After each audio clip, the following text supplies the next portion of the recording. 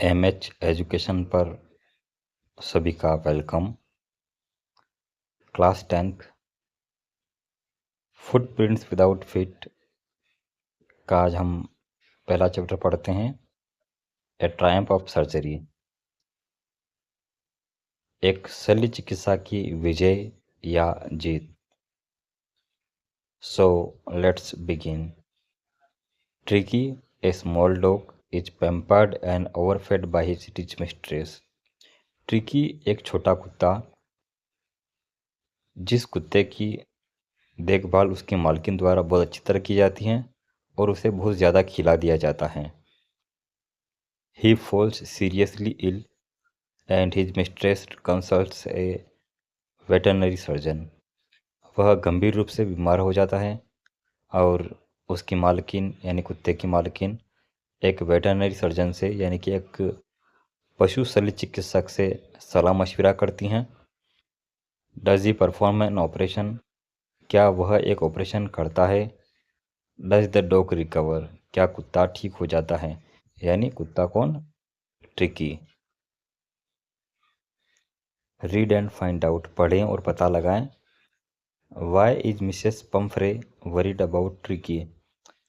Mrs Pumphrey को Tricky की चिंता क्यों है। What does she do to help him, वह उसकी सहायता करने के लिए क्या करती हैं। Is she wise in this, क्या वह इसमें बुद्धिमान है। Who does I refer to in this story, इस कहानी में आई किसके लिए आया है। I was really worried about tricky this time, इस बार मुझे ट्रिकी की काफ़ी चिंता हो गई थी। I had pulled up my car when I saw him in the street with his mistress and I was shocked at his appearance. मैंने जब उसे गली में उसकी मालकिन के साथ में देख लिया तो मैंने कार को रोक दिया था और मैं काफ़ी शॉक्ड था, मुझे काफ़ी सदमा लगा था जो वो दिखाई दे रहा था, यानी उसकी अपीयरेंस क्या थी उसको देख कर कि मुझे काफ़ी आघात लगा। He had become hugely fat, वह बहुत ज़्यादा मोटा हो गया था। लाइक ए ब्लोटेड सोसिस, जैसे कि फूला हुआ कबाब हो। With A leg at each corner, और जिसके हर एक कोने पे एक टांग लगा दी गई हो। His eyes bloodshot and rheumy stared straight ahead and his tongue lolled from his jaws. उसकी आंखें बिल्कुल लाल, खून के जैसी लाल, और उसकी आंखों से बहता हुआ पानी। वह बिल्कुल सीधा सामने देखता था और उसके जबड़ों से जुबान बाहर लटकी हुई थी। Mrs Pumphrey hasten to explain, Mrs Pumphrey ने समझाने में जल्दी की। ही वॉज सो लिस्टलेस, वह काफ़ी लापरवाह हो गया था। मिस्टर हैरियट को वो कह रही हैं। He seemed to have no energy, ऐसा लगता था कि उसमें कोई एनर्जी बची नहीं है, उसमें कोई भी ऊर्जा नहीं बची है, ऐसा लगता था। I thought he must be suffering from mall nutrition, मुझे ऐसा लगता था कि वह कुपोषण का शिकार हो गया है।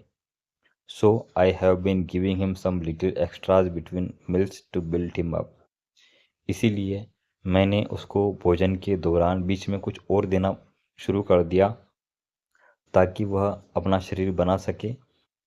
सम malt and cod liver oil and a bowl of Horlicks at night to make him sleep, nothing much really. कुछ जौ और कोड लिवर ऑयल और हॉर्लिक्स के कुछ प्याले रात को ताकि वह सो सके, इसके अलावा कुछ और ज़्यादा नहीं। And did you cut down on the sweet things as I told you, और क्या तुमने उसकी मिठाई में कटौती की जैसा कि मैंने बताया था। Oh I did for a bit, अरे मैंने कुछ किया था। But he seemed to be so weak I had to relent, लेकिन वह काफ़ी कमज़ोर प्रतीत होता था, सो मुझे छूट देनी पड़ी। He does love cream cakes and chocolates, so उसे क्रीम केक्स और चॉकलेट पसंद है। I can't bear to refuse him, मैं उसको मना नहीं कर सकती थी। I looked down again at the little dog. मैंने दोबारा छोटे कुत्ते को देखा। That was the trouble.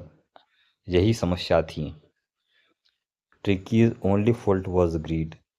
Tricky का केवल एक ही फॉल्ट था, उसका लालच। He had never been known to refuse food. ऐसा लगता था उसने खाने को कभी मना नहीं किया था। He would tackle a meal at any hour of day और नाइट। वह दिन के या रात के किसी भी घंटे में भोजन को ले लेता था।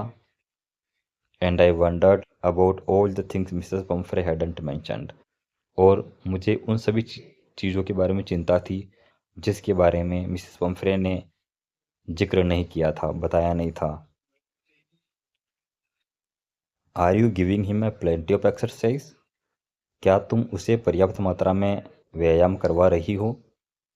Well, he has his little walks with me as you can see. जैसा कि तुम देख सकते हो कि वो मेरे साथ कुछ चल लेता है।